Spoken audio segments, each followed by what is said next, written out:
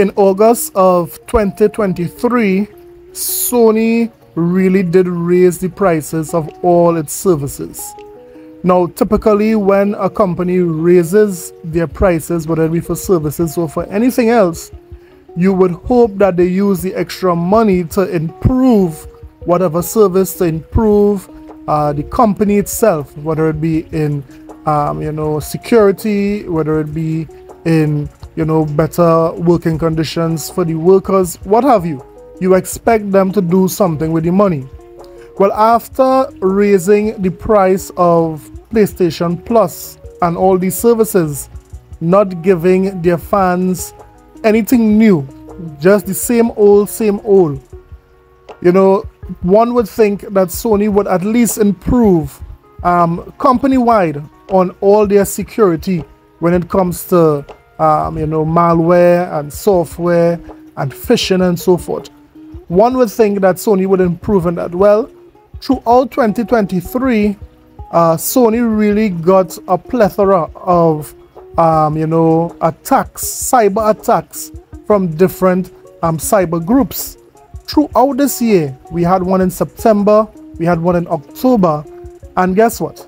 It is not done yet. Sony is still under attack from another hacking group. Another one. Today we'll talk about that.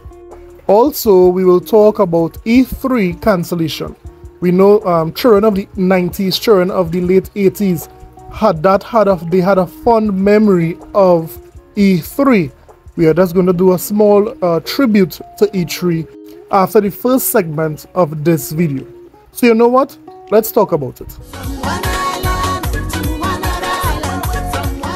This is a sickness! Let's get it. Now, what could I say about Sony security that I did not say in the introduction to this video? Could I say that Sony security is as strong as this pastor's knees?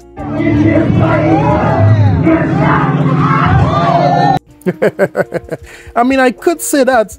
I could also say that Sony security is as strong as the branch this guy is standing up on.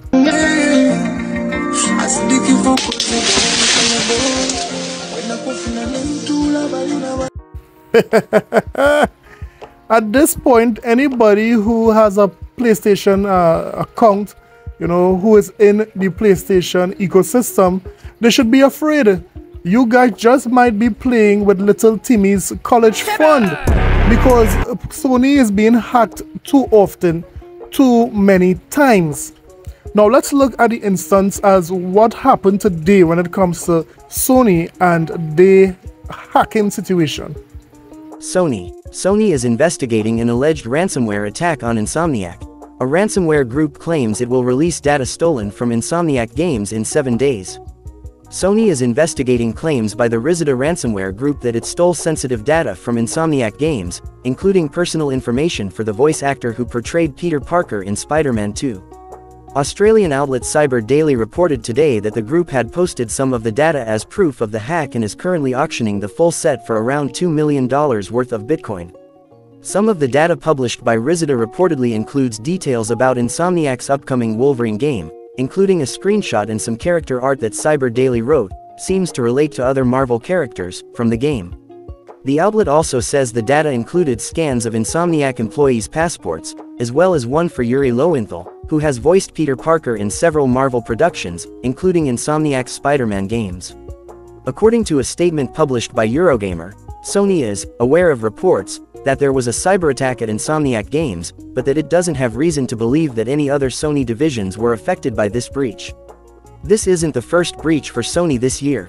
As Eurogamer noted, the company recently issued notices to about 6,800 Sony Interactive Entertainment employees who were affected by a breach in May. It was one of the many companies and governments hit by this year's large-scale MOVEit hacks.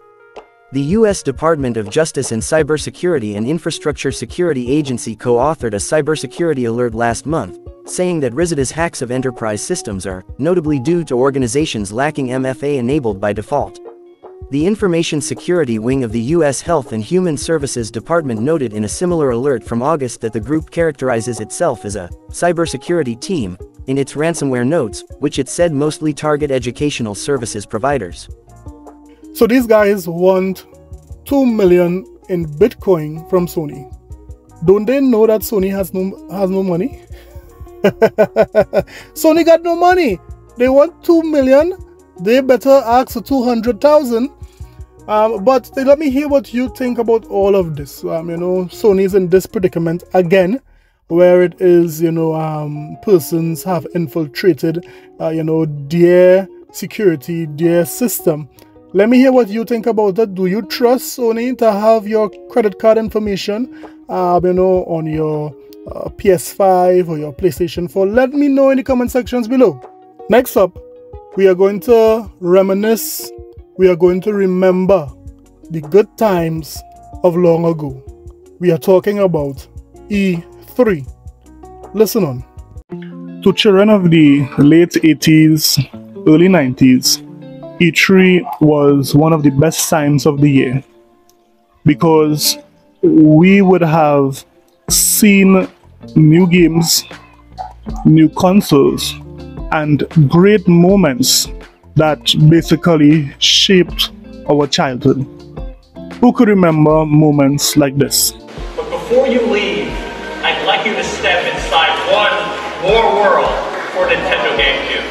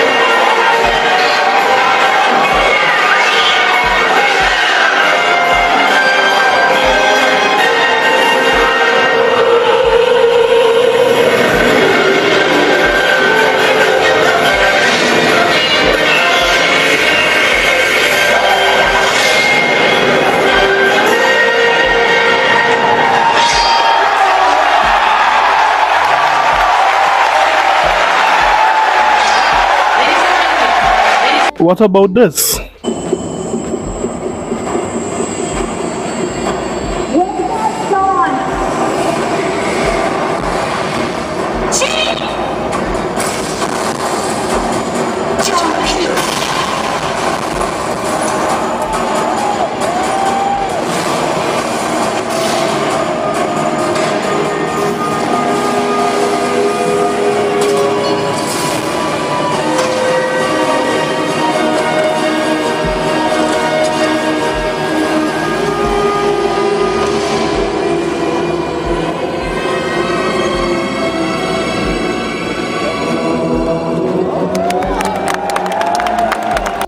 Yes, nothing could beat the excitement of E3. Looking at a game, seeing the crowd's reaction to something that you was not expecting, whether it be a new console, whether it be one of your favorite games. E3 really, left its mark when it comes to releasing all these great exciting moments, and also some cringe moments as well. Having said all of that, it looks like E3 has shown its last game and its last console, because new reports are saying that E3 might be done for good. An article written by The Verge says that E3 isn't coming back. Bill? E3 2023 is cancelled, and the gaming industry is mourning. Like my colleague Ash Parrish, I've always wanted to go, but don't think I'll ever get the chance. The industry has changed enough that it's probably not coming back. Even E3's organizers don't seem optimistic. The Entertainment Software Association's ESA president and CEO completely dodged when GamesIndustry.biz asked if the event would return in 2024.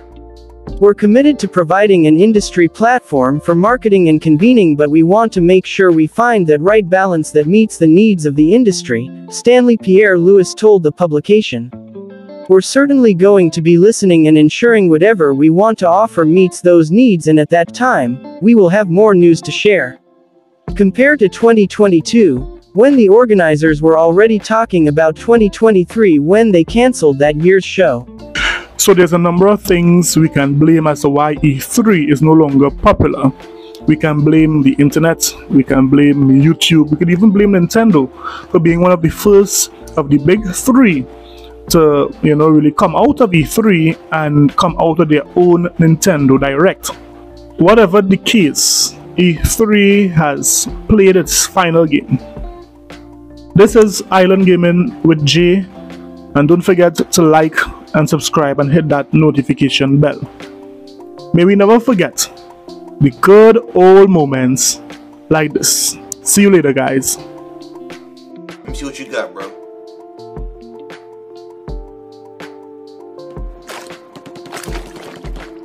Okay.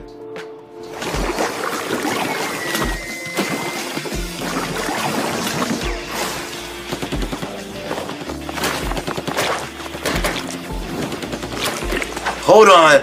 Hold on! Yo, Mario, come on here and forward smash. Yo, hit him with a forward there, bro. Yo, Mario, come on here, bro, please.